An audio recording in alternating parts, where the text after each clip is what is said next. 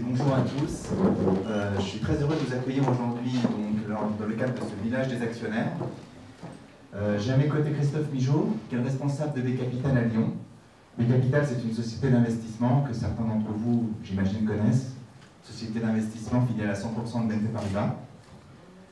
Aujourd'hui, moi je suis particulièrement heureux d'être avec vous pour vous parler de quelque chose qui nous est cher, à savoir la sélection de valeurs, des valeurs en titre vif, parce que c'est en fait notre métier à la fois historique et ce que l'on définit aujourd'hui comme notre cœur de métier, que ce soit à l'intérieur du groupe, du grand groupe dans lequel on fait partie, BNP Paribas, ou que ce soit à l'extérieur.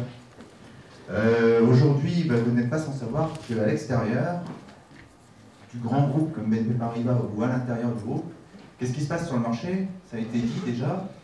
On a des marchés et la gestion d'actifs au sens large et de l'industrie, de l'investissement, là aussi au sens très large, qui est dominée par des très très grands acteurs qui vont de la gestion indicielle, qui font aujourd'hui essentiellement de la gestion indicielle, donc on réplique des indices, le CAC 40, l'Eurostoxx, le Standard & Poor's, le Nikkei, donc tous ces grands indices qui sont répliqués, que ce soit sur du cash, donc sur des marchés tangibles, mais de plus en plus surtout sur des marchés dérivés, sur les marchés de futurs.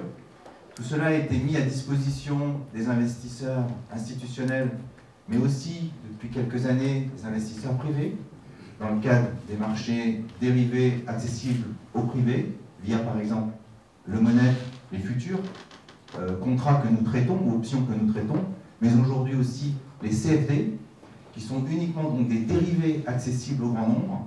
Donc on voit très bien qu'au cours des 5-10 dernières années, on s'est énormément éloigné de la réalité qui nous passionne et aujourd'hui qui est au cœur de la problématique, à savoir comprendre les entreprises, les connaître, les analyser, pour les mettre en portefeuille et pour au final, parce que vous êtes aussi des investisseurs, en tirer une performance. Donc en fait, c'est un petit peu tout l'art d'aujourd'hui, essayer de vous expliquer comment en restant sur un métier de base et comment en restant un investisseur classique, traditionnel, on peut tout de même rivaliser et on peut tout de même investir en bourse pour en obtenir du résultat. Donc là aussi, on est loin aussi de cette vision qui prédomine aujourd'hui, et c'est un peu au cœur de ce débat que je voudrais me situer, que dans une gestion de titres vifs, il n'y a pas de performance à la clé. De grands acteurs financiers vous disent aujourd'hui que tout passe par les fonds, par les OPCVM. Je ne parlerai pas des hedge funds, puisque ça a déjà été cité, c'est une autre problématique, on est dans une problématique à ce moment-là beaucoup plus spéculative, mais au moins des fonds d'investissement. Les fonds d'investissement offrent un atout principal, c'est la diversification. Pour autant, on peut difficilement coller à une performance de marché et difficilement avoir une gestion optimale de sa performance, même si la gestion du risque est centrale. Souvent, la gestion en ligne directe a mauvaise presse, notamment aux yeux des banquiers. La gestion en ligne directe, c'est des souvenirs d'investisseurs institutionnels qui ont acheté 3, 4, 5 valeurs et qui finalement se sont fait piéger parce qu'ils n'ont pas respecté une règle, la règle de la diversification. C'est aussi l'histoire d'une volatilité qui peut être forte parce que vous avez sélectionné 5, 10, 15, 20 valeurs où en fait sur le papier vous êtes cohérent avec les premières règles de diversification, mais où au final vous avez obtenu des mauvaises performances parce que vous êtes finalement situé sans gestion du risque et sans diversification sectorielle. Donc aujourd'hui, nous, on va essayer de vous montrer comment nous, chez B Capital, on constitue un portefeuille en partant d'une approche valeur. Donc pour ceux qui ont un peu des notions financières, une approche plutôt bottom-up, on part du bas, de la réalité du terrain, de titres qu'on a envie d'acheter, ce que vous faites très certainement, et comment on améliore le process, à la différence de grandes institutions qui ont essentiellement une approche top-down. On part du haut, du schéma macroéconomique, pour, au final, acheter des fonds, acheter des zones géographiques et délivrer une performance. Donc, voilà l'ambition d'aujourd'hui. 3 petites parties. La première partie, on va essayer quand même de définir véritablement ce qu'on appelle le stock picking. Le stock picking, donc le ramassage de valeurs, la sélection de valeurs. On va voir quand ça fonctionne, quand ça ne fonctionne pas. On ne pourra pas construire un portefeuille, on ne peut pas construire un portefeuille sans savoir où on se situe, tout de même. Donc il y a toujours une approche macroéconomique, toujours une approche en termes de liquidité, Donc on n'y échappera pas, on n'y échappe pas, vous n'y échapperez pas. Et quelque part, je pense que comprendre où on se situe aujourd'hui dans une phase de reprise boursière, c'est pas inintéressant. Et enfin, on essaiera avec vous, sans être trop technique, vous m'excuserez parfois, on l'est obligatoirement quand on veut faire du stock picking intelligent. Dans un troisième temps, on essaiera véritablement de voir comment on construit ce portefeuille. Au préalable, je donne la parole à Christophe Migeot, qui anime au quotidien l'équipe de B Capital à Lyon et qui est à mes côtés aujourd'hui dans la plus grande joie. Oui, c'est vrai. Bonjour à tous. Pour fixer les idées, puisque bon, la plupart d'entre vous sont lyonnais, donc B Capital à Lyon, donc qui est rue de la République. C'est une équipe de 6 personnes, donc 3 conseillers, 2 gérants et une assistante, donc une petite équipe. Que des gens passionnés de marchés financiers. Je pense que la moyenne d'expérience sur les marchés, c'est d'à peu près 15 ans. Bon, pour les gens qui font la bourse depuis longtemps, en fait, c'est l'extract de la Perrière, donc qui était quand même plutôt une référence en termes de marché financier et d'intérêt sur les valeurs moyennes. Donc bien sûr, à Lyon, on fait du stock picking. 2 équipes, conseil et gestion sur mandat. On peut faire la gestion sur mandat en stock picking, et je dirais c'est notre plus-value. Et on peut aussi avoir malgré tout des visions plus court terme, si on s'intéresse éventuellement à la volatilité sur les marchés. Donc notre volonté à nous, malgré tout, dans une approche patrimoniale globale, c'est d'apporter, je dirais, cette expertise complémentaire à nos clients pour avoir des portefeuilles peut-être plus personnalisés. Voilà. Donc maintenant, on va vous dérouler la présentation pour essayer de vous convaincre en fait du bien fondé de tout ça.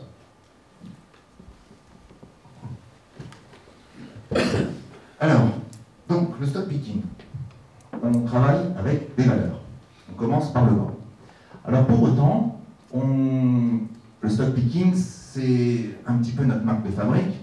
Ça fonctionne plutôt bien, surtout si on met de la méthode. Pour autant, on a quand même identifié des périodes, et je voulais en préalable vous parler de ça, où le stock picking fonctionne mieux. Quand on parle de stock picking, en général, donc on parle de titres qu'on met dans un portefeuille. La première chose, c'est qu'en général, quand vous sélectionnez des valeurs, vous choisissez des valeurs, et par exemple une vingtaine de valeurs qui vous intéressent, et puis si vous voulez mettre 20 valeurs en portefeuille, bon, ça représente à peu près 5%, vous mettez 5% sur chaque valeur, donc vous faites ce qu'on appelle une sélection équipondérée. Donc on est loin des gestions indicielles, où quand vous achetez un fonds indiciel, ou un tracker, ou quand vous achetez le CAC 40, vous n'avez pas du tout de position équipondérée. Vous avez certains titres où en fait il y a des positions comme sur Total qui sont de 12% quand vous achetez le CAC 40, ou d'autres titres où vous avez uniquement 1 ou 2% de cette valeur qui constitue l'indice. Quand on parle en général en stock picking, on parle d'une équipondération. Alors après on verra, rien ne nous empêche, sur des convictions spécifiques, d'appuyer sur un titre. Mais la règle de base, c'est qu'en fait on est équipondéré. Ça c'est quelque chose qu'il faudra garder en mémoire, parce que la gestion de stock picking ne fonctionne pas forcément et ne donne pas des meilleurs résultats, ses meilleurs résultats à toutes les phases du cycle. J'ai identifié sur ce graphique les phases dans lesquelles la gestion de stock picking, donc de sélection de valeurs, fonctionne le mieux. Donc il s'agit des phases de retournement, que ce soit les phases de retournement à la hausse ou à la baisse, où le marché bouge parce qu'il est en train de changer et où effectivement le choix de valeurs, les choix sectoriels sont principaux. Sont centraux, pardon. Les autres phases où ça fonctionne bien, c'est le début de la reprise boursière. Donc cette phase où le choix des valeurs, le choix des secteurs, là aussi, qui se retournent, l'économie n'est pas encore totalement en mouvement, les marchés sont déjà repartis, mais vous avez à ces phases-là des secteurs qui se démarquent des autres. Il y a un moment, sur le cœur, vers la fin de la tendance, le stock picking, très sincèrement, c'est plus compliqué à mettre en œuvre.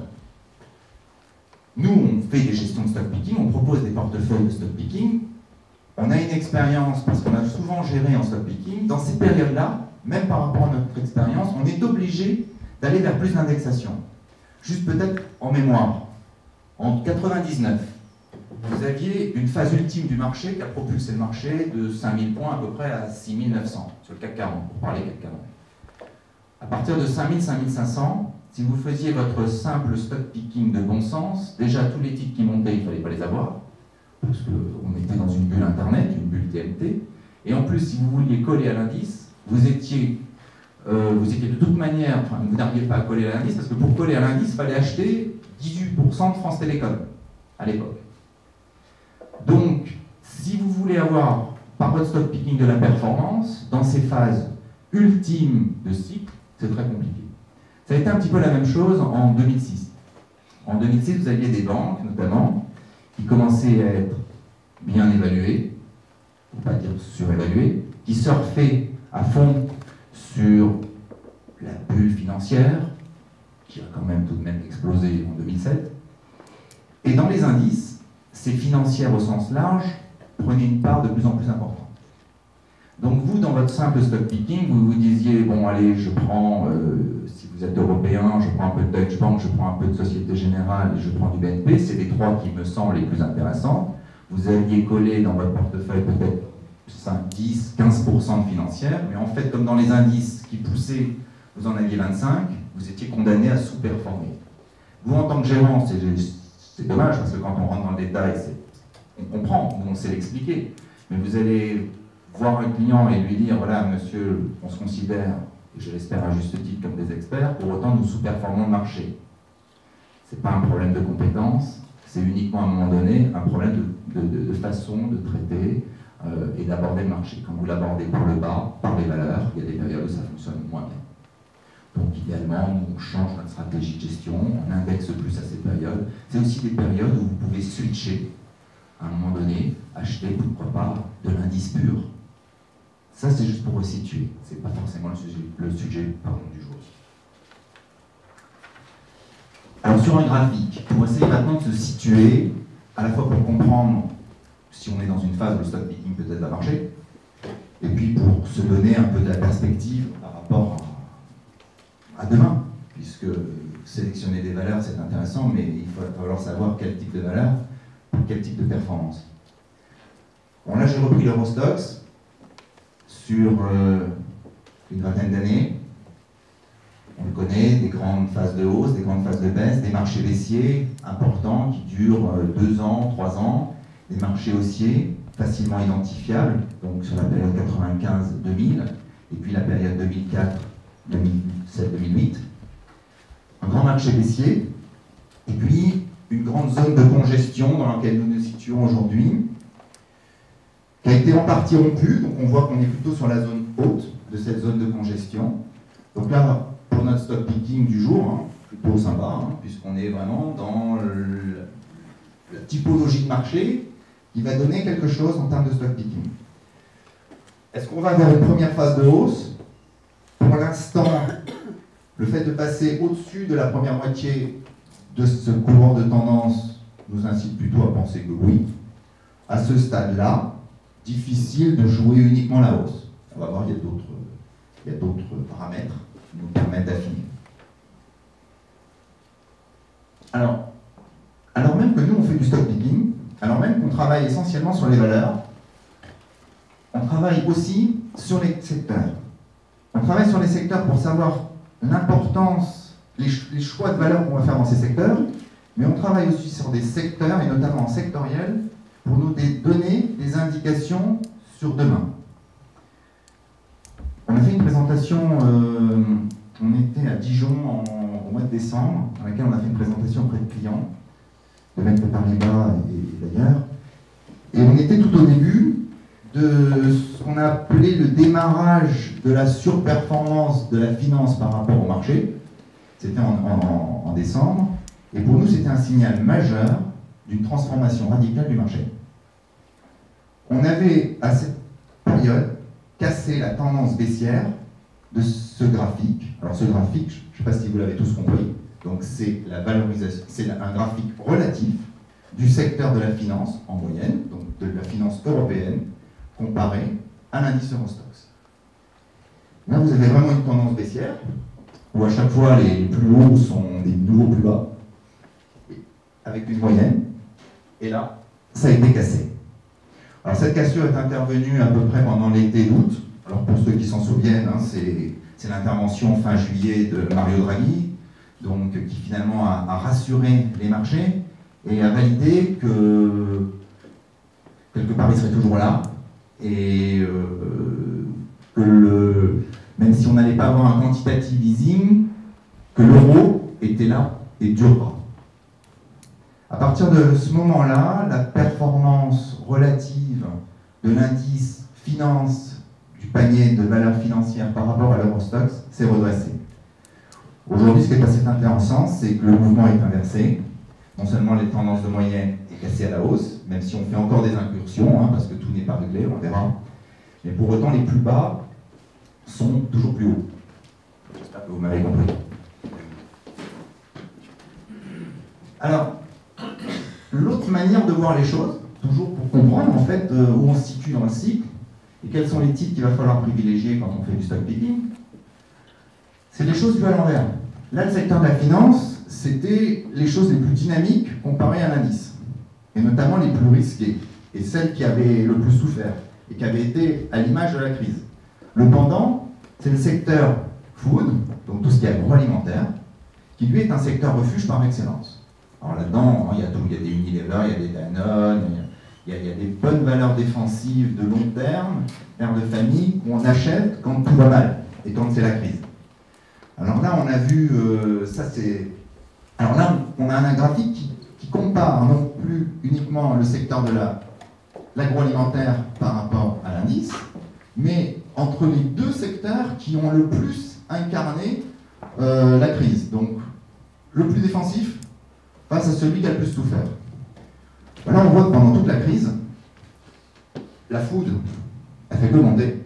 Même quand la crise s'accélère en 2011, ça c'est la crise de la dette souveraine, pour le coup, ça s'accélère, ça prend même une pente radicalement nouvelle. Et puis toujours à la même période, à la fin de cet été 2012, où il s'est clairement, au milieu de cet été 2012, où il s'est clairement passé quelque chose grâce à Mario Draghi, cette tendance a été cassée. Alors là, on va voir qu'on va se reposer tranquillement, parce que le marché travaille par vague. Peut-être que là, dans une logique de stock picking, il faudra regarder dans quelques semaines si dans le secteur food, il n'y a pas des choses intéressantes. Mais ce n'est pas la logique. Pour l'instant, c'est de voir comment va le marché. Le marché va mieux. Donc dans le choix des valeurs, c'est important de s'en souvenir. Alors là, on était sur des critères graphiques. On était sur des critères graphiques un peu améliorés, un peu particuliers, des graphiques relatifs. Bon, après, sans faire de la macro, parce qu'on aurait pu faire une heure là-dessus, aujourd'hui, pour comprendre ce qui se passe tout de même en zone euro, c'est que ça ne va pas bien, mais ça va beaucoup moins mal. Les indicateurs d'activité s'améliorent. Ils sont passés, notamment au niveau du PMI, au-dessus de la zone de 50, qui caractérise une économie en croissance par rapport à une économie en récession. Donc on n'est pas sur des rythmes de croissance tels qu'on les a dans les émergents, ou on les avait dans les émergents, mais ça va mieux. On a des indicateurs de confiance qui sont aussi là. Donc là, les indicateurs de confiance, c'est plutôt des indicateurs avancés. Donc ça va moins mal. Les gens ont un petit peu plus d'espoir, que ce soit notamment les chefs d'entreprise ou les ménages. Et puis, on a des stabilisations dans les pays de la zone sud de l'Europe, donc Espagne, Portugal, Italie. Alors, Italie, ça vient, sur un plan politique, on l'a encore vu la semaine dernière, c'est compliqué. Mais pour autant, on a des indicateurs d'exportation qui vont mieux. On a une augmentation de la compétitivité de cette zone sud qui a au prix énorme d'une amélioration des marges et d'une récession forte, mais qui aujourd'hui recommence à exporter avec un chômage qui s'est stabilisé.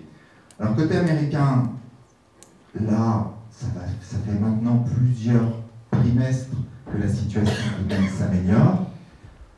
Toujours des doutes, ce qui nous a permis d'avoir finalement un abandon à court terme de l'arrêt du quantitative easing américain, l'arrêt programmé du quantitative easing américain. Donc ça va bien, mais ça ne va pas non plus trop bien pour que le robinet de liquidité soit stoppé.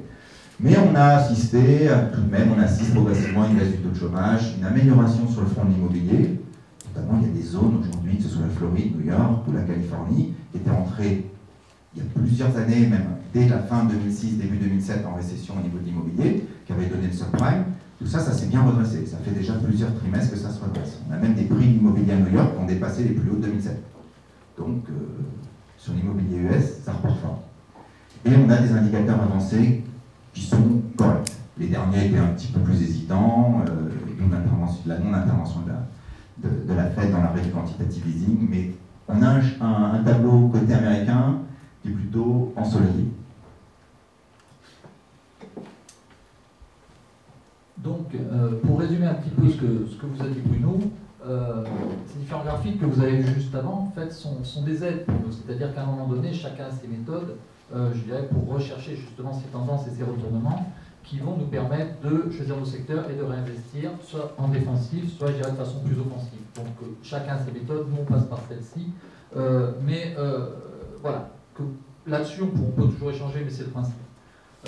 Pour continuer sur le sujet de l'amélioration de l'environnement économique, il a fait le plus, je vais vous faire un peu moins, c'est qu'effectivement, malgré tout, le crédit reste difficile, ce qui est écrit. L'investissement, effectivement, pour l'instant, ne relance pas l'activité. On a toujours un chômage élevé, même si SFR aide un peu le gouvernement en ce moment. Mais malgré tout, les points positifs, c'est quand même le côté historiquement faible de certains secteurs. On a vu l'automobile redémarrer, on voit, et par exemple, les immatriculations françaises, effectivement, on est revenu sur le niveau de 75. Le secteur manufacturier en Espagne, effectivement en Italie, qui est au niveau des années 80. Bref, il y a de la place.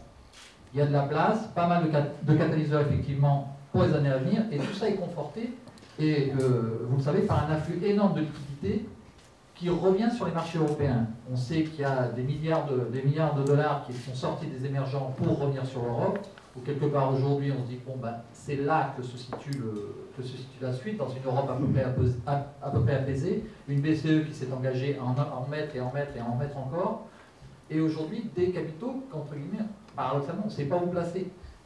Sur le monétaire, c'est pas ça, sur l'immobilier, c'est pas ça, etc. Donc on a un afflux naturel sur les marchés. Donc à partir de là, il faut bien cerner, avec cet afflux naturel de liquidité, quels sont les secteurs sur lesquels on va pouvoir avancer. Oui, alors d'autant plus qu'il y a encore de la place, comme le disait Christophe, et il y a encore de la place parce qu'au niveau des PER, alors bon, l'indicateur de price earning ratio, on rapporte finalement les bénéfices d'une boîte à ce qu'elle vaut, par rapport à ce qu'on a connu, année 2000, année 2007, en 2007 c'était peut-être moins flagrant, mais on n'est pas encore très cher.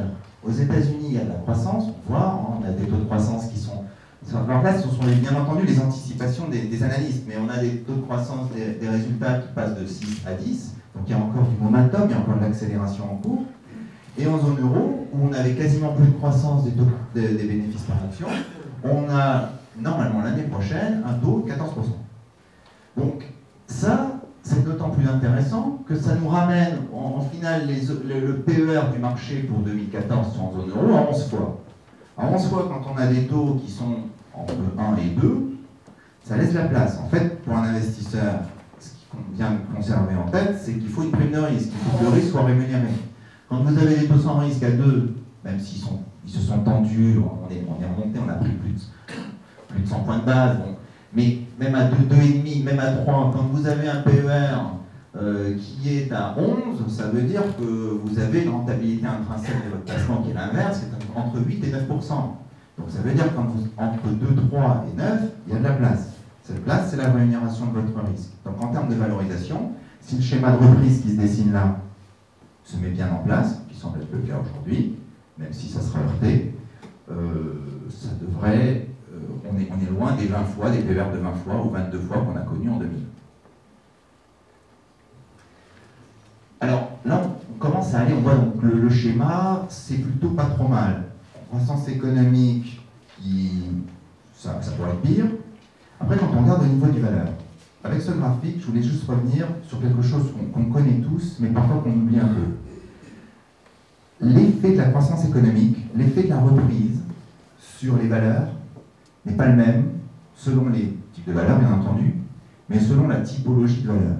Vous avez des boîtes, vous avez en fait 3 types de typologies de valeurs qui peuvent exister.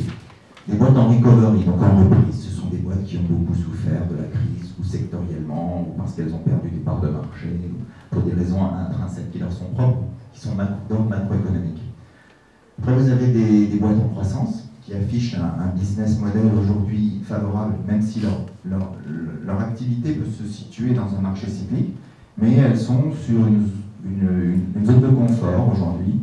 Elles sont dans une stratégie qui leur permet de performer et d'afficher auprès du marché une bonne visibilité. Donc c'est la deuxième typologie. Et vous avez des boîtes qui sont des défensifs purs, qui ont des boîtes de croissance, qui ont un profil de risque de long terme qui a montré, qui a été pertinent, et qui a été fait à leur profil de risque faible avec une stratégie pertinente. Aujourd'hui, quand vous êtes une boîte qui finalement a beaucoup souffert, comme Vallourec, vous êtes très près donc, de votre break-even, donc vous êtes très près finalement de votre passage au-dessus de la ligne de flottaison, où vous commencez à gagner de l'argent. Et on voit donc que sur une boîte comme Vallourec, l'année prochaine, avec finalement 13% de croissance du chiffre d'affaires, 11% uniquement d'augmentation des charges, ils arrivent, prévision des analystes, alors Vallourec, vous avez vu la semaine dernière, hein, c'est encore heurté, ça bouge, parce que la croissance future du bénéfice, on voit très bien que, avec plus 13 de chiffre d'affaires, 11 de charges supplémentaires, on peut faire 53% quand on part de très bas, de croissance du bénéfice. Alors c'est sûr que toute petite mauvaise nouvelle, toute petite déception, comme c'était le cas au Brésil la semaine dernière, on peut faire que la croissance de 53% anticipée tombe à 30%. Oui, parce qu'on parle de 267 à 410, donc il suffit qu'on passe uniquement de 267 à 350 pour que le taux de croissance soit plus du tout le même. Pour autant, on voit vraiment que l'effet de la reprise sur certaines valeurs en recovery pure, ça pourrait être le cas encore plus d'un Peugeot, que nous on a bien, qu'on a accompagné sur des niveaux très bas, où en fait eux ils partent non pas d'un niveau très faible de résultat, mais d'un niveau important de perte.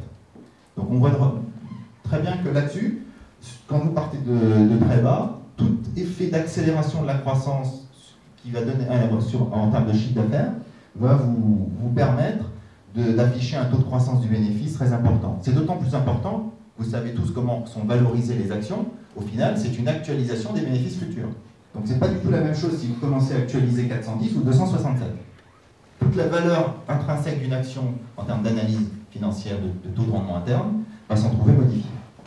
Sur une boîte comme EADS, boîte de croissance, toujours sympa, là, bon, ils croient à 6,2. En même temps, ils améliorent leur rentabilité, ils font des gains de productivité, puisqu'ils ont une décharge qui augmente que de 5,3, mais ça leur génère une croissance qui est de 29,4%, uniquement par le jeu d'un effet de mix entre la croissance du chiffre d'affaires et la croissance des charges. Enfin, pour terminer, une boîte comme L'Oréal, où là, bon, la crise, oui, ils connaissent bien sûr, mais ils ont tellement surfé sur une pente de croissance au cours des dernières années, en termes d'économie de coûts, bon, vous faites 4,5% de croissance, ça génère effectivement, ils arrivent encore à améliorer, 4,1% uniquement de croissance des charges. Pour autant, vous partez d'un résultat qui est déjà élevé, une belle marge, et vous finalement, vous ne générez que 7,6% de croissance de votre bénéfice. Donc pas forcément l'effet d'accélération, l'effet de levier en cas de reprise. Donc déjà avec ça, on comprend bien que si on veut jouer de la reprise, dans le cadre de la sélection de valeurs, il va falloir un petit peu jouer certains types de valeurs, bien entendu en prenant des risques, hein, parce que on voit sur Vallourec, ça se joue à peu de choses, hein, et on pourrait vite aller dans le rouge si on avait des charges qui dérivent pour non plus augmenter de 11%, mais vous faites le calcul, à 14% d'augmentation des charges, ils sont dans le rouge. C'est pour ça qu'on est content de vous faire la présentation aujourd'hui, parce que l'annonce était la semaine dernière. Donc, ce qui n'empêche pas qu'effectivement, chez les capitales, vous l'avez compris, ça nous a amené à surpondérer les marchés actions, mais simplement, on change de méthode, c'est-à-dire qu'on va chercher plutôt des valeurs en retournement, c'est-à-dire ne pas se limiter sur sur la perte absolue, mais plutôt sur la perte relative, c'est-à-dire chercher des sociétés qui, dans cet environnement de retournement, de reprise économique européenne, etc., vont surperformer les indices.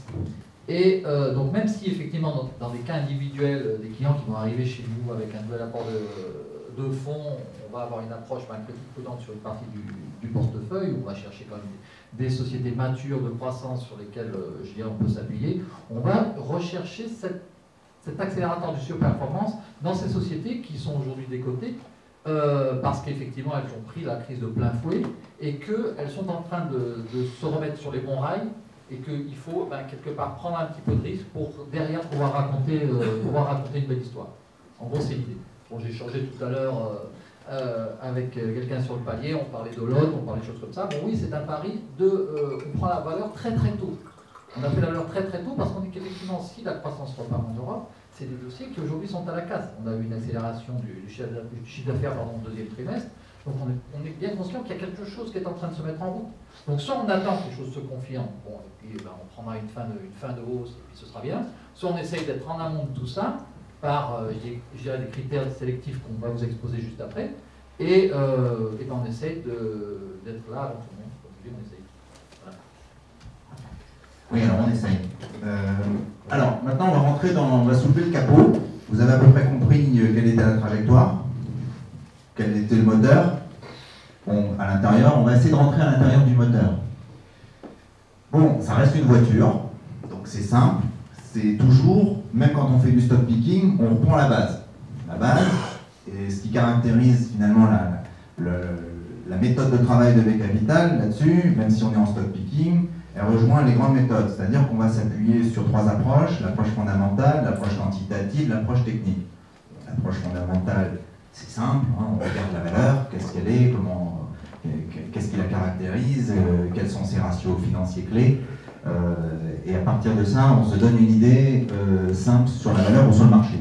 L'approche quantitative, on va plus raisonner en données brutes et en évolution de ces données, sur des données à la fois finalement bilancielles, de résultats, mais aussi des données de prix, de marché, comment sont les cours, et pas forcément dans l'absolu, mais en relatif. Comment étaient les cours, comment ils le sont, comment la valeur bouge, quelle est sa volatilité sur le marché, et la volatilité étant le risque, quel est le coût finalement à l'instant T d'une valeur des investisseurs pour cette valeur. Ça, là, on est au cœur de l'analyse quantitative. Et enfin, l'analyse technique, qui est tout simplement la traduction sur une feuille de papier ou un ordinateur de l'évolution des prix, avec des indicateurs, donc soit du chart pur, donc du graphisme, soit des indicateurs dérivés de l'analyse des prix, qui sont donc des indicateurs techniques. Là, vous allez retrouver tous les indicateurs techniques habituels, que ce soit les RSI, les MACD, qui peuvent être utilisés dans l'univers boursier. Donc nous, on est vraiment dans une analyse finalement croisée, où on va essayer de chercher un univers de valeurs et de construire cet univers sur la rencontre des 3 meilleurs mondes. Alors, dans le processus de sélection, donc là on fait OK, on utilise un petit peu les 3 approches. Dans les faits, comment ça se passe? On va d'abord réduire l'univers de valeurs, parce que bon, il y a beaucoup de valeurs, notamment à une échelle européenne aujourd'hui, on parle de plusieurs dizaines de milliers de valeurs. Donc pour réduire cet univers de valeurs et obtenir un échantillon qui va nous permettre de composer notre stock picking, on va utiliser des processus, des filtres de recherche quantitative, en termes de prix, donc comme je vous disais, des screenings graphiques, quand ponctuellement, alors là on est sur des screenings graphiques long terme, comme je vous ai montré par exemple. Attention, il y a une surperformance aujourd'hui de la finance par rapport à l'Eurostoxx. Donc ça c'est un premier filtrage graphique qui va nous donner des indications. Tiens, il va peut-être falloir un peu plus s'intéresser aux grandes banques européennes. Et si derrière il y a un filtrage quantitatif qui apparaît sur BNP Paribas, disons n'importe quoi, et bien à ce moment-là, on va regarder en même temps si ça peut être corroboré par de l'analyse, si en termes de résultats, ça avance, les perspectives s'améliorent ou des choses comme ça. Donc ça c'est le premier type de filtre. Là on réduit notre échantillon. Ensuite on va aussi analyser, à partir de cet échantillon souvent un peu plus restreint, quels sont les potentiels d'amélioration au niveau managérial, plus extra-financier, capitalistique, tout ce qui est opération sur le capital, OPA potentiel, changement de manager, arrivée de nouveaux managers, stratégiques, liés à la conjoncture. Il y a des secteurs qui surperforment à certaines phases du cycle économique, d'autres qui, même s'ils sont super bien gérés, ont tendance naturellement à sous-performer. On l'a vu par exemple pour un L'Oréal, dans une phase de reprise. Et puis, au final, il y a la phase d'assemblage, qui permet de finalement mettre de la cohérence au milieu de tout ça. Parfois, on peut prendre deux exemples, on a l'habitude de prendre 2 exemples, soit une équipe de foot où vous avez des très bons joueurs, bon, vous les avez sélectionnés, phase 1, vous avez vu qu'ils ont une bonne tête, qu'ils sont motivés, phase 2, ou bien qu'ils vont donner le maximum. Pour autant, si vous les mettez bout à bout au milieu d'un stade et vous ne donnez pas de cohérence, il faut former une équipe. Former l'équipe, c'est faire de l'assemblage. Autre exemple, quand vous faites un grand cru, sauf à faire comme les anglo-saxons qui font essentiellement des monocépages. En général, nous en France et surtout dans la région, on aime bien les assemblages. L'assemblage, si vous surdosez en Syrah, à un moment donné, ça va peut-être être un peu trop huileux. Donc, il faut mettre un petit peu de tout pour faire un grand vin. Là-dessus... Pour vous ramener au marché, on avait pris un exemple concret qui pour moi est le plus frappant quand on fait du stock picking comme vous, c'est le dossier Carrefour. Bon an, mal an, tout le monde a dû avoir du Carrefour à un moment dans sa vie, donc soit il a eu très cher dans les années 90 à 95 €, il a regardé descendre. Bon, il y a eu des changements, à la tête du groupe, 2 fois ça a été des financiers qu'on a mis à la tête de Carrefour sans résultat parce que c'était une approche qui n'était pas adaptée au secteur de la grande distribution. Et puis, on a fait venir Georges Plassa, qui était un ancien de chez Casino. À partir de là, c'est-à-dire qu'on a, nous chez B Capital, on s'est dit, ouais, ce coup-ci, c'est peut-être le bon moment. Donc après, on a fait tourner nos machines. On s'est dit, bon, est-ce que ça a du sens de revenir sur des niveaux, je vous rassure, on n'est pas rentré au plus bas, hein, c'est pas Noël tous les jours. Mais on est rentré dans la reprise du titre en ayant une conviction sur le manager. Et beaucoup derrière de cabinets d'analyse, etc., ont attendu les premiers résultats pour dire, oui, tiens, maintenant on peut y aller, il est en train de mettre en place. Et en fait, il était juste en train de faire son métier, ce gars-là. C'est-à-dire qu'effectivement, il connaissait les solutions, il savait ce qu'il fallait faire dans les magasins pour que ça marche. Bon ben voilà, cette approche, l'approche des catalyseurs, c'est exactement ça. C'est-à-dire que c'est pas seulement regarder du chiffre, c'est pas seulement regarder l'analyse technique, c'est aussi pouvoir être dans l'entreprise, qui nous ramène à notre journée d'aujourd'hui. Et le deuxième sujet, c'est que malgré tout, on ne peut pas aller contre le vent. Et si vous faites de la bourse depuis longtemps, vous le savez, c'est-à-dire que vous pouvez avoir les meilleures raisons d'acheter une société parce que vous la connaissez, parce que vous connaissez les gens, parce que tout ce que vous pouvez savoir, si ce n'est pas le bon moment pour l'acheter, vous ne ferez rien. Et vous pouvez la porter 10 ans, vous ne ferez rien, c'est comme ça. Donc c'est pour ça qu'on a besoin de concentrer toutes ces données pour qu'à un moment donné, dire, ben, on est quelque part quand même un peu dans le sens de l'histoire quand on fait ce qu'on fait. Oui, exactement. Donc, juste d'autres exemples de titres, comment ils sont arrivés. Par exemple, nous, on a aujourd'hui une société qu'on aime bien en portefeuille qui s'appelle Bolloré. Elle est rentrée là sur des critères, à un moment donné, elle est rentrée essentiellement sur des critères un peu fondamentaux. Ce qui nous intéressait, c'était l'aventure sur la voiture électrique, le Blue Solution de Bolloré. Ce qui nous intéressait, c'était le speed potentiel dans le groupe Vivendi. D'ailleurs, on est aussi rentré sur Vivendi, dans une logique managériale d'évolution avec une logique de split de la société. Et puis l'aspect conjoncturel sur Bolloré, par exemple, avec une reprise potentielle en Afrique. Donc là, on était vraiment au niveau de la boîte en elle-même. Pour autant, on a vu apparaître le type Bolloré parallèlement dans nos modèles quantitatifs. Après, l'aventure d'Orange, qu'on a aujourd'hui dans une liste satellite chez B Capital, elle est différente. En fait, c'est le réveil des télécoms en termes de secteur qui nous a dit tiens, ça c'est sympa, on va regarder ce qui se passe dans le télécom. Et quand vous regardez, donc là en quantitatif, réveil quantitatif du secteur, et puis derrière vous regardez dans le graphiquement, et qu'est-ce que vous regardez? Vous voyez que Orange a cassé une grande tendance baissière. Et en plus, quand vous voyez que derrière il peut y avoir un petit peu de fondamental, tiens, elle mérite d'être sélectionnée pour rentrer dans l'équipe. Oui, alors là, c'est donc la façon aussi de voir Bolloré, hein, je parlais de Bolloré, donc en plus elle passe des filtres, et elle passe le filtre de la performance relative par rapport à l'indice. On voit qu'en termes de prix, donc quantitatif, c'est bon, ça surperforme l'indice, donc c'est orienté à la hausse, ça veut dire qu'il se passe quelque chose. Alors, à l'opposé, ça c'est une valeur qu'on avait de tout temps, et qu'on a encore hein, en portefeuille, ou nos clients en portefeuille, c'est Sanofi. Tout le monde aime bien. Historiquement, dans le rétroviseur, c'est très très sympa. Pour autant, sur un plan relatif, Sanofi par rapport à l'Eurostoxx, il se passe quelque chose. La tendance moyenne mobile est cassée, les moyennes mobiles courtes et moyennes sont croisées. Donc pour ceux qui font un peu du graphisme, en relatif, Sanofi, c'est moins bon. Donc quand on cherche, comme le disait Christophe, plutôt de la performance relative important, plutôt à surperformer aujourd'hui des indices qui selon nous devraient monter, un titre comme Sanofi n'est pas forcément adapté à ce type de configuration. Alors, on était à la sélection de la... Là, on a l'équipe. Après, au niveau de l'équipe de foot, si vous n'avez que des attaquants de pointe, ça va être compliqué. Si vous avez que des défenseurs, vous n'allez pas beaucoup marquer. intervient un indicateur clé, alors qui est directement issu du MEDAF, donc du modèle d'évaluation des actifs financiers, pour ceux qui aiment bien, Markowitz. On ne va pas rentrer là-dedans dans les maths financières.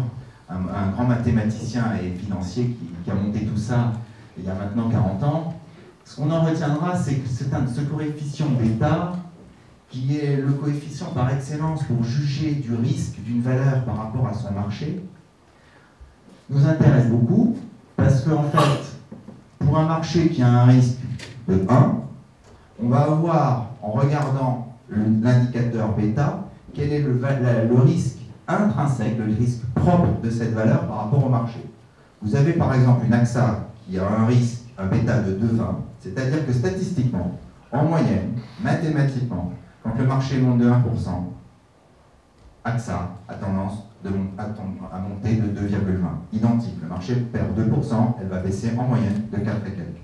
Donc quand vous embarquez de l'AXA en portefeuille, vous pouvez vous attendre à avoir un risque qui est plus de 2 fois supérieur au marché. Je parle uniquement du risque spécifique à la valeur. Je ne parle pas du risque du portefeuille qui, lui, est un risque qui est plus réduit parce que vous avez diversifié votre risque, donc vous avez annulé une partie du risque spécifique. Mais pour autant, si vous embarquez que des AXA, vous aurez bien beau avoir finalement limité votre risque spécifique. Si vous mettez de l'AXA à 2,20 de bêta et de l'Alliance à 1,70, vous avez toujours un bêta de 2, c'est-à-dire que le marché, statistiquement, votre portefeuille devrait faire 2 fois plus. Donc c'est ici que l'agrégation du portefeuille et la vision en termes de bêta intervient. Donc de regarder finalement dans les hausses et dans les baisses d'une autre manière, les valeurs qui ont un bêta supérieur à 1, par exemple de l'AXA, qui ont tendance à amplifier les mouvements, et les valeurs, par exemple comme L'Oréal, par exemple comme de l'Air Liquide, qui ont un bêta inférieur à 1, qui ont tendance à finalement réduire les mouvements de marché. Alors, pour autant, c'est vrai que prendre du bêta pour prendre des bêtas, c'est pas toujours payant. En début d'année, vous regardiez les bêtas à un moment donné, vous étiez convaincu que le marché devait monter, et puis vous regardez un des plus gros bêtas, je crois que c'était le deuxième de la cote, c'était Arcelor. Arcelor, vous êtes dans du cyclique pur, une industrielle, fort matière première, ça c'est de la valeur de reprise. Dans la baisse, ça baisse fort malheureusement, mais on a tout droit d'espérer finalement dans la hausse que ça amplifie le mouvement, et puis si on veut jouer la hausse, c'est du bon levier. Pour autant, Arcelor, c'est la plus forte baisse, je crois, ou la deuxième, je crois que c'est la plus forte baisse du CAC cette année, donc ça n'a pas marché. Donc ça veut dire que prendre du risque pour prendre du risque, ça ne fonctionne pas toujours. Alors autant le bêta, c'est un indicateur qui est disponible un petit peu sur le marché, vous pouvez aller regarder sur des sites comme CNBC, vous trouvez le bêta disponible, et vous pouvez finalement calculer, voir pour une valeur quelle est la proportion de cette valeur à amplifier les mouvements de marché ou au contraire à les réduire. Autant, donc ça c'est disponible. Nous on a voulu aller plus loin et on est allé dans une logique plus mathématique, mais je ne vais pas rentrer dans le détail. On a décomposé ce bêta. Donc en fait, c'est intéressant de voir le comportement de la valeur et la capacité de la valeur à amplifier un mouvement de marché en règle générale, mais nous on veut aller au-delà et on a voulu aller comment la valeur amplifie-t-elle le mouvement de marché dans les phases de hausse et comment la valeur amplifie-t-elle les mouvements de marché dans les phases de baisse. Donc c'est ainsi que sur des séries de données, d'évolution journalière, vous pouvez, par exemple sur 6 mois, le bêta communiqué en général sur le marché, c'est du bêta 6 mois, donc analysé sur 6 mois de séance boursière. Ben, au lieu de prendre les données mélangées, on va les séparer. On met à droite les séances de baisse et à gauche les séances de hausse.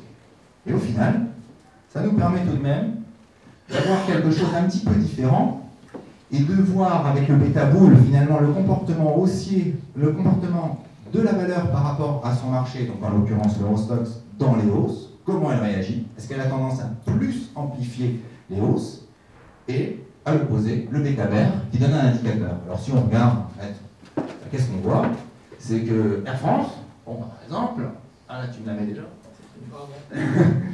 Alors on voit Air France qui elle a un bêta supérieur au marché. Elle doit avoir un bêta, là j'ai pas le bêta global, bêta qui doit être aux alentours des 1,30 ou 1,35. Vous avez un bêta boule, donc dans les hausses, elle amplifie le marché plutôt de 1,20, mais malheureusement pour elle, elle amplifie le marché de 1,49 dans les baisses. Alors, ces chiffres-là, là aussi on est sur de la statistique.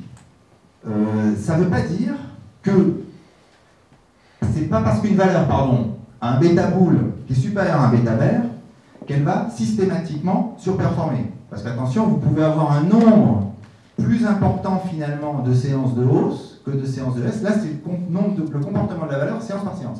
Donc c'est pas une vérité absolue, c'est pas une science. Nous, ce qui nous intéresse beaucoup dans cette approche par bêta boule et bêta bear, c'est finalement plus en termes d'évolution, de momentum.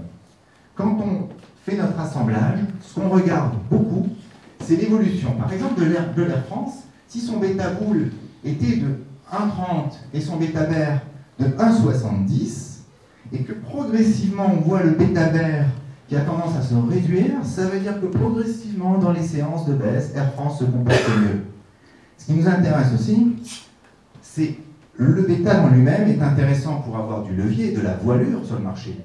Mais le bêta, c'est aussi de la volatilité. Et le marché n'aime pas la volatilité, puisque la volatilité, c'est du risque. Donc ce qui nous intéresse aussi, c'est les valeurs qui ont tendance à réduire, à avoir dans le temps un bêta qui s'est réduit. Et si en plus, le bêta bear se réduit plus que le bêta bull, je ne dirais pas qu'on a la martingale, mais on améliore encore mieux notre choix de valeur. Et notre stock picking s'améliore. Alors, après, bon, on a un peu classé les valeurs qui sont dans notre screening. Ce n'est pas forcément des valeurs qu'on a aujourd'hui à l'achat, mais c'est des valeurs qu'on a travaillées, qui sont rentrées, qui sont sorties, aujourd'hui qu'on met un peu en avant ou bien qu'on suit. Il y en a plein d'autres. En fait, vous voyez en bas des titres très défensifs qui sous-réagissent à la hausse et à la baisse. On a vu Bolloré tout à l'heure.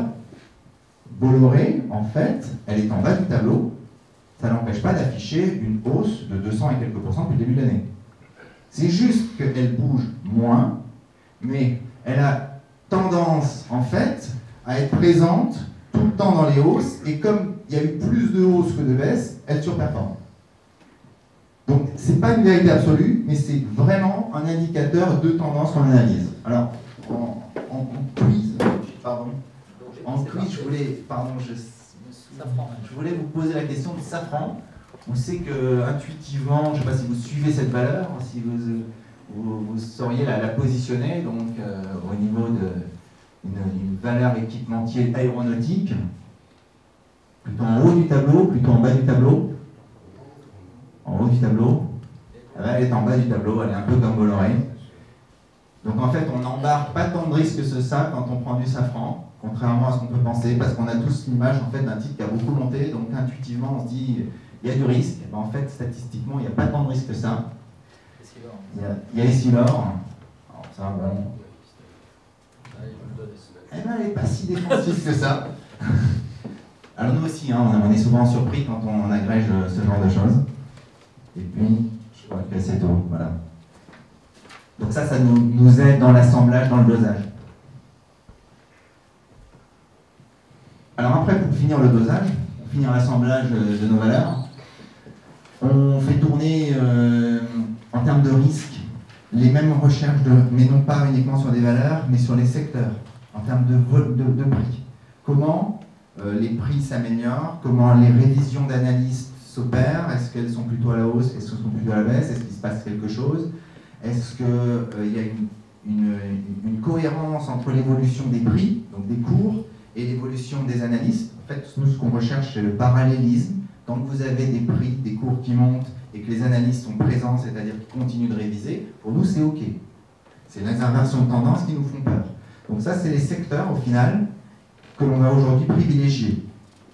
On est toujours des stock pickers. C'est-à-dire que si une valeur sort du lot par le bas, parce que c'est une valeur qui a passé tous les filtres, même si elle est dans un secteur en bas, ça ne va pas nous empêcher chez B Capital de l'acheter. Mais ça, ce sont les secteurs. Donc ça, en toute logique, les secteurs qui sortent du lot aujourd'hui, ce sont des secteurs plutôt cycliques, des secteurs en retard. Alors, le secteur de la construction, ces derniers jours, c'est vraiment le secteur qui pousse. On le voit très très présent auprès des analystes, avec aussi une très grande cohérence de ce secteur. C'est-à-dire que ce secteur, c'est global. Il se passe vraiment quelque chose sur le secteur. Ce n'est pas une ou deux valeurs qui tirent. Par exemple, dans les télécoms, où il s'est passé un petit peu quelque chose, c'est beaucoup moins unanime. C'est qu'il y a certaines valeurs qui révisent fortement à la hausse, ça accompagne sur les prix, et il y en a d'autres où c'est pas tout à fait ça. Donc ça veut dire qu'il y a la dispersion statistique dans l'échantillon qu'on va analyser. Donc il y a plus de risques. Parce que si vous vous dites, tiens, je vais acheter des télécoms et que vous tombez sur un mauvais cheval, vous avez un risque encore plus important de se tromper.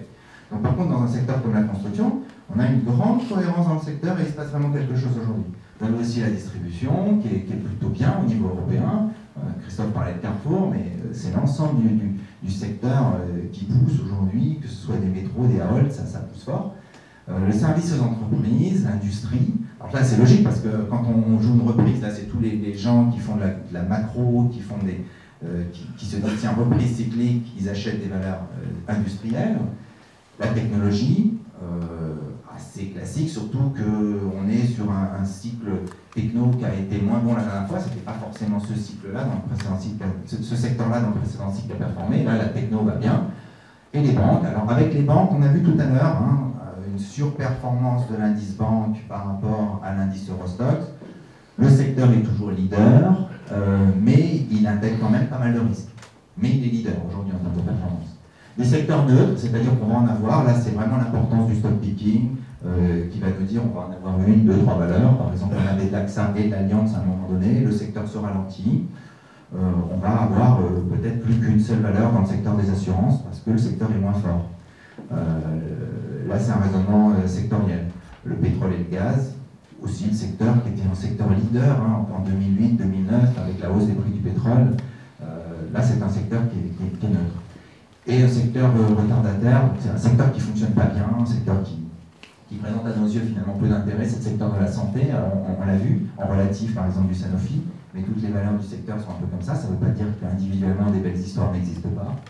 Le secteur immobilier, ça semble logique. Là, on est vraiment sur des foncières pures, notamment les foncières européennes. C'est compliqué. La crise immobilière, autant aux États-Unis, ça va mieux parce qu'ils sont rentrés les premiers en crise, autant en Europe, c'est compliqué. Donc là, même un raisonnement macro simple permet d'arriver à la même conclusion. Service aux collectivités, même si une histoire ou deux, on a nous du Suez, environnement, graphiquement, regardez des verrouillages qui sont ici présents où ça se redresse. Donc en termes de prix, il se passe vraiment quelque chose. Mais globalement, ce n'est pas un secteur qui sort du lot. Alors, présenté d'une manière un petit peu différente, c'est un résumé de titres qu'on a tendance aujourd'hui à mettre en avant ou qui sont plus précisément présents dans nos portefeuilles gérés. On aime bien présenter les choses en termes de risque. En fait, vous avez un risque qui est à la fois lié aux valeurs en elles-mêmes, par rapport à leur positionnement plus ou moins sensible au cycle économique. Donc les valeurs de consommation sont beaucoup moins. Vous allez sur les valeurs industrielles à droite, ça commence à être beaucoup plus lié au cycle, même si vous avez des cycles, par exemple ici présent Schneider, qui est sur un cycle industriel beaucoup plus court, Schneider. Donc c'est de l'industrie, mais c'est pas forcément très, très risqué. Quand de l'Alstom, par exemple, se présente sur un cycle industriel beaucoup plus long, va présenter un risque de recovery plus fort, mais être clairement moins risqué. Après, vous avez le secteur financier, bon, lui qui est un dérivé de l'économie et qui cristallise quand même tout le risque dû à l'ancienne crise. Et après, en risque majeur, c'est toutes les situations spéciales de retournement. Donc première lecture gauche-droite en termes de risque. Et puis, de manière matricielle, on a placé aussi les valeurs qui nous intéressent. Quand vous êtes vraiment contrariant, vous n'avez pas forcément le marché avec vous dans un premier temps parce que le titre est mal aimé. Par exemple, SEB qu'on aime bien, mais le titre est mal aimé tout simplement parce qu'aujourd'hui, il s'est passé quelque chose dans les émergents. Il y a une crise depuis cet été dans les pays émergents et SEB, qu'on aime bien dans la région et qu'on a en portefeuille et qu'on accompagne depuis longtemps et qu'on a parfois vendu et souvent racheté sur des opportunités, c'est un titre aujourd'hui, on a envie d'être contrariant là-dessus, tout simplement parce que la crise émergente, pour nous, n'est qu'un épiphénomène à court terme dans une très belle histoire de long terme. Donc après, vous avez des titres qui sont un peu moins risqués dans ce niveau-là, puisqu'ils sont dans les starting blocks, ils commencent à démarrer, on voit qu'il y a une reprise en cours qui est déjà fermée, et puis vous avez des titres en tendance. Donc après, nous, gérant par gérant, conseiller par conseiller, avec le client, avec vous individuellement, on va voir où on va vouloir se positionner et essayer de faire en sorte de prendre plus ou moins de tel ou tel cépage pour obtenir un assemblage qui corresponde finalement le mieux possible au goût de chacun. Certains aiment les vins forts, certains aiment les vins plus doux, certains aiment le fruit, certains aiment les tanins. Après, il faut qu'il y ait de la cohérence, il faut qu'il y ait du corps, mais pour autant, il faut éviter de perdre son argent et de se faire mal au gosier, tout simplement parce qu'on a aimé des titres et qu'on les a sélectionnés au hasard. Donc c'est un petit peu ça qui nous anime au quotidien et c'est comme ça qu'on accompagne nos clients. Christophe, si tu veux finir de résumer. Bon, voilà, donc là c'est un bonnier ou une galère. Donc il vous récapitule un peu toutes les valeurs un petit peu de l'univers de B-Capital aujourd'hui. Pour conclure sur tout ce qui a été présenté principalement par Bruno, si vous voulez, c'est vrai qu'on dit la gestion en ligne directe, c'est une gestion risquée par rapport aux OPCVM, on a l'impression d'être plus à l'aise, etc. Ce qu'on voit, nous, c'est qu'en tout cas, on a eu beaucoup de clients nous revenir après l'affaire Madoff, après l'affaire de ces choses-là, c'est-à-dire qu'aujourd'hui, on se dit, bon, un OPCVM, qu'est-ce que c'est? Il y a plein de choses dedans, je ne sais pas bien ce qu'il y a dedans. Finalement, bon an, mal an, des titres vifs, je sais ce que c'est, je peux les connaître, en tout cas, on peut m'aider à les connaître. Et donc, je peux construire un portefeuille qui me ressemble. Alors après, j'ai deux façons de le faire. Soit je vais le faire comme je le sens, en lisant la presse, en discutant avec des copains ou quoi que ce soit. Soit à un moment donné, je vais essayer de structurer mes envies, de structurer ma pensée et me faire accompagner pour, je dirais, créer un portefeuille qui ait du sens, qu'éventuellement je puisse m'approprier, dans lequel je me sente bien, mais sans acheter plus entre guillemets n'importe comment. Aujourd'hui, on a énormément de moyens techniques à notre disposition pour, je dirais, se rassurer dans un investissement. Loin de nous d'avoir la prétention d'avoir toujours raison, le principe il est toujours le même, c'est de limiter le risque de se tromper. Voilà. Donc pourquoi on fait de l'analyse technique, pourquoi on fait de l'analyse chartée, pourquoi on rajoute ça au fondamental et qu'on mélange tout? Parce qu'on veut diminuer la probabilité d'avoir tort. Ça nous arrive d'avoir tort, on riait sur Valorec tout à l'heure, mais c'est vrai qu'on ne les a pas sortis à 50 ans de la direction près de la parole, c'est ça, on ne pouvait pas tout prévoir. Donc à partir de là, chez B-Capital, si vous voulez, pour nous, on pense qu'on peut faire la différence par cette approche de stock picking, mais à condition de bien marier tous les éléments qu'on vous a déroulés jusque-là. Donc effectivement, c'est peut-être un petit peu plus compliqué, ça nécessite du travail, mais le but des gens qui sont clients chez B-Capital, quelque part, on les forme à ça, on leur fait comprendre tout ça, ça finit par venir assez facilement, présenté comme ça, les bêta boules, Berne, ça peut paraître un peu... Mais au bout d'un moment, il faut nous faire confiance. Et je dirais dans ce partage et dans cet échange, on arrive à avoir un portefeuille dans lequel on se sent bien. Et je pense qu'aujourd'hui, quand on investit sur les marchés financiers, c'est important de faire de la performance, mais c'est important de se sentir bien dans ses investissements. Voilà. Merci Boris. Merci.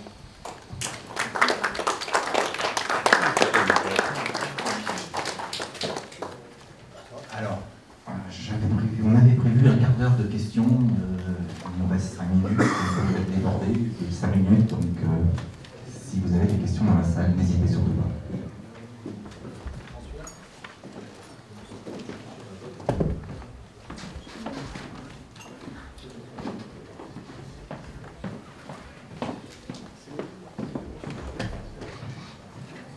Bonjour, pouvez-vous nous donner vos performances sur les 5 dernières années?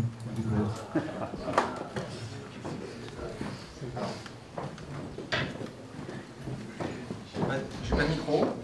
Alors, B-Capital est une société d'investissement qui ne publie pas, nous n'avons pas de fonds en fait. Il n'y a pas de fonds B-Capital Invest, B-Capital Action, donc c'est vrai que tout ce que l'on peut avoir, ce sont, à la fois on fait du conseil et de la gestion, donc quand on est en conseil, on est sur un accompagnement du client, et je dirais que même si un client à un moment donné vient nous voir et nous dit, bon écoutez, moi j'ai envie d'acheter du Soitec, alors lui on va dire, si vous voulez acheter du Soitec, bon, c'est peut-être pas forcément ce qu'on voudrait acheter, mais il veut acheter vraiment du Soitec, donc là on va l'accompagner en conseil pour lui dire, bon si vous vraiment voulez acheter du Soitec, placez-vous à tel niveau de cours, ou bien attendez un petit peu parce qu'il y a les résultats. Donc, en conseil, on n'a pas de performance. Parce que c'est une interaction entre le client, c'est par principe. En gestion sous mandat, on a une performance que l'on traque, par contre qu'on ne communique pas. Puisqu'on n'a pas le droit de le communiquer, puisqu'on est obligé pour cela, on serait obligé de faire auditer les performances. Pour autant, ce que je peux vous dire sur les performances, c'est qu'il y a différents mandats de gestion, parce qu'il n'y a qu'au niveau de la gestion où on peut vraiment traquer la performance, des mandats prudents, équilibrés, dynamiques et offensifs, sur des mandats dynamiques qui sont avec un référentiel action, on a eu en moyenne une performance relative par rapport au marché pendant la crise, et c'est toute un peu la logique de cette présentation, qui était entre 5 et 10 points de mieux que le marché. Donc pendant toutes les années de crise, on a pris de la performance par rapport au marché. L'année dernière encore, on était 4 à 5 points en dessous. Très objectivement, cette année, dans un marché qui fait 15, on est un peu à la traîne. On est plutôt à 12, 11, entre 11 et 13 selon les portefeuilles. On a un petit peu du mal à suivre ce mouvement. On est rentré dans un mouvement de stock picking, les idées vont vite. Il faut qu'en tant que gérant, on abandonne nos L'Oréal, on réduise nos L'Oréal, on vende un peu nos Sanofi. Et puis le gérant il se dit ouais d'accord, mais bon, la reprise elle s'installe mais doucement. Le client nous dit ouh là là, non mais attendez, mais L'Oréal... avec ce que j'ai gagné là-dessus, j'y tiens, hein, les vendez pas. Donc c'est vrai que quand vous êtes dans une logique de pure stock picking, nos méthodes ont vraiment donné un maximum. La traversée de crise, je dirais qu'on sort de la crise en ayant accumulé entre 30 et 40% de surperformance sur des portefeuilles de référence action. Là, quand on construit ça, en fait, c'est autant pour vous que pour nous. C'est intégrer ce qui se passe, intégrer le mouvement de changement. Donc je ne sais pas si j'ai répondu à votre question, mais... voilà comment nous, nos portefeuilles. Après, sur des références plus mixtes, hein, équilibrées, obligataires, c'est vrai que cette année, des portefeuilles équilibrés qui présentent un risque cible à 50-50, 50 de taux, 50 d'actions, on se situe plutôt aux alentours des 5-6, alors que historiquement, des portefeuilles, des années difficiles, des portefeuilles équilibrés ont eu des performances bien meilleures que les portefeuilles actions. Et quand les taux ont vraiment baissé, la valorisation des obligations a apporté de la performance significative. Quelle sera l'incidence de la dette augmentante en Amérique sur l'écart entre les valeurs, je dirais, de l'euro et du dollar? Le dollar va encore chuter par rapport à l'euro. Vous voulez dire sur l'euro-dollar, sur l'évolution d'un... L'euro-dollar, oui. Ouais.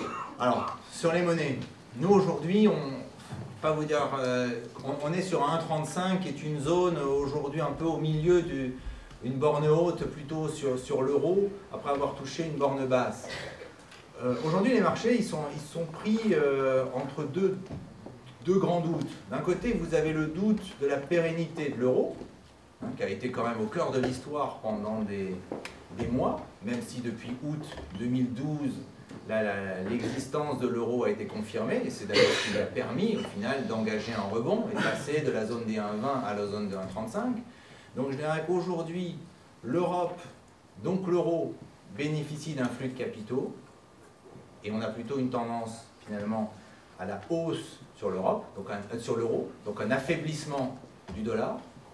D'autant plus que quand vous avez des histoires comme le problème de la dette américaine, pour autant aujourd'hui c'est vrai qu'à 1,35, plus on monte, plus le dollar, plus l'euro monte et plus le dollar s'affaiblit, ça ne fonctionne pas vraiment, mais les parités de pouvoir d'achat, elles sont plus entre 1,15 et 1,20.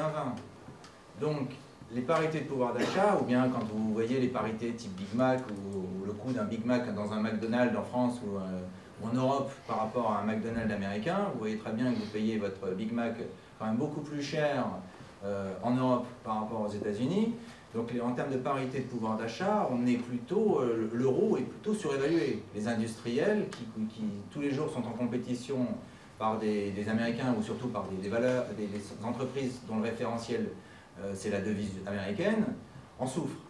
Donc effectivement on peut se dire, aujourd'hui, on est plutôt dans un mouvement ascendant. L'euro est une devise pérenne, ça va mieux. Les États-Unis souffrent. Pour autant, On sait aussi que les choses ne sont pas si simples que ça. Il faut raisonner en termes de parité de pouvoir d'achat. L'élastique à 1,60, quand on est allé chercher 1,60 à un moment donné, donc à 1,60, on a vraiment une surévaluation flagrante en termes de cherté des biens, des services en Europe par rapport aux États-Unis. Donc ça ne tient pas. À ce moment-là, on avait toujours toutes les craintes, les analystes les plus pessimistes sur la zone dollar, enfin sur les États-Unis, nous ont annoncé le pire, effectivement, hein, on va vers une amplification de la dette américaine comme une boule de neige qu'on ne s'est pas arrêté, ça c'est une évidence. Pour autant, aujourd'hui, à 1,50, 1,60, ça passe pas. Et parallèlement à ça, ce qui peut faire déprécier, le mouvement de dépréciation de la devise américaine, c'est la fabrication monétaire, c'est toutes ces quantitative easing à tour de bras. Maintenant, l'autre jour, avec la faible croissance européenne, on voit quand même Mario Draghi au niveau de la BCE qui relance, qui nous parle de nouveau d'un nouveau LTRO.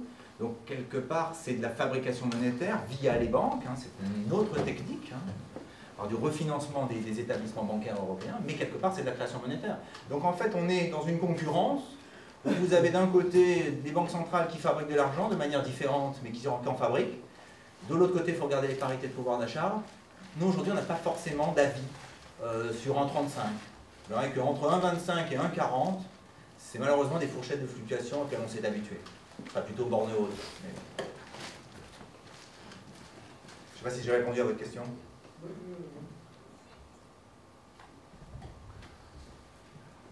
Dans le stock picking que vous proposez, il semble qu'il n'y a pas beaucoup de valeurs moyennes. Alors, il y en a une. Oui. Alors, deux réponses. Non, il y a une première. Non, il n'y a pas d'opinion. Il y en a. Il y a un sujet que j'ai pas du tout abordé, que j'ai complètement oublié d'aborder, même pour être précis, c'est que B Capital travaille à une participation majoritaire dans la société de bourse Ports-en-Parc qui est à Nantes, qui elle est spécialisée dans les valeurs moyennes. C'est-à-dire, d'ailleurs, il y a sur les dossiers qui sont présents aujourd'hui, Compagnie des Alpes, tous ces chiens environnement, c'est des dossiers qui sont suivis par Ports-en-Parc. Par des analystes de Ports-en-Parc. Donc effectivement, à tort ou à raison, on a séparé probablement à tort cette partie de l'activité, donc qui nourrit nos clients qui sont vraiment, je dirais, férus de valeur moyenne sur ce segment-là. Aujourd'hui, effectivement, vous avez raison, sur le bateau qui flotte, là, il y a Olot, quasiment qui est la seule, entre guillemets, valeur moyenne. Estéria. On a deux valeurs moyennes. Et après, on a européanisé un peu l'histoire entre Randstad et compagnie. Mais je dirais, paradoxalement, le segment des valeurs moyennes est, pour nos clients, plutôt un segment de spécialistes. C'est compliqué pour un client d'aller sur des valeurs moyennes, c'est-à-dire qu'un client accepte facilement de perdre de l'argent sur du Michelin, ou du Carrefour, on en parlait. Quand vous rentrez sur un dossier comme Steria, pour un client qui n'a pas l'appétence de valeur moyenne, et que ce qui s'était passé d'ailleurs quand on avait rentré le dossier la première fois, où le dossier avait dévissé 1%, je crois, quelques semaines après, vous en entendez parler longtemps.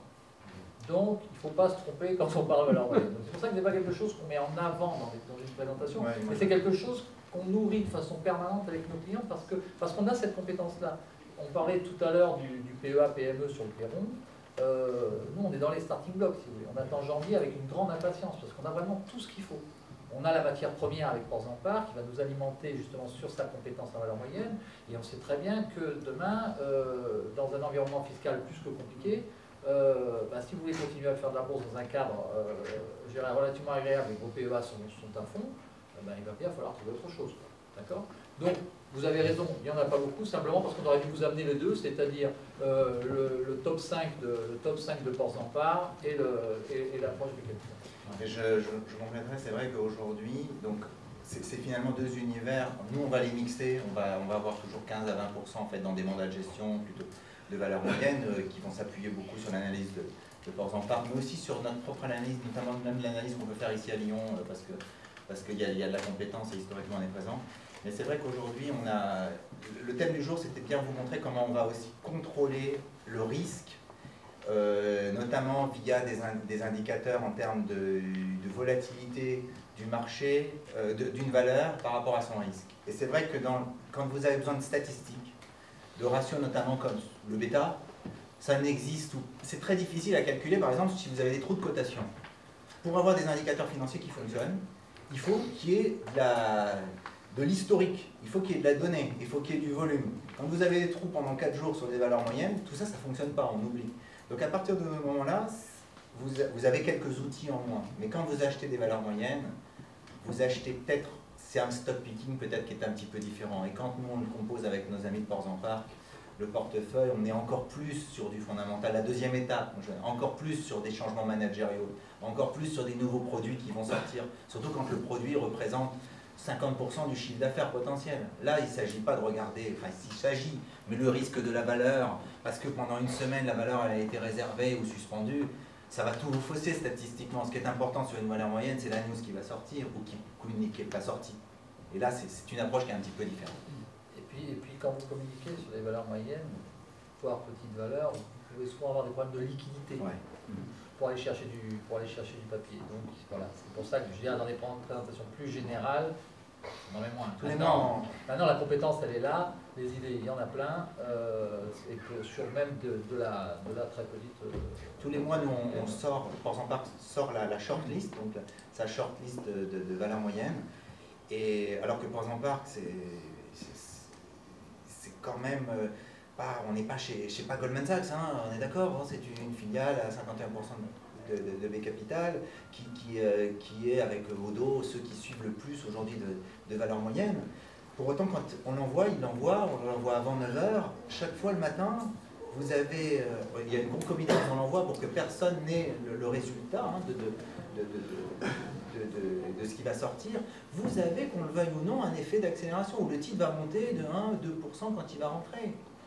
Donc il y a un effet de volume tout de suite qui fait qu'on ne peut pas trop communiquer, on peut le faire que dans le temps, sauf avoir des effets de biais de marché. Par contre, si vous avez une appétence sur ce segment-là, je peux vous inviter à monter à l'étage au-dessus. Ouais. Donc on a un bureau pour vous rencontrer, puis on peut parler de tout ça plus tranquillement. Toutes ces informations qu'on distribue à nos clients, de toute façon par mail, ça part, et puis voilà. D'accord. Je crois qu'il va falloir qu'on libère la salle. Merci à tous en tout cas. On est en haut, premier étage, pour vous accueillir.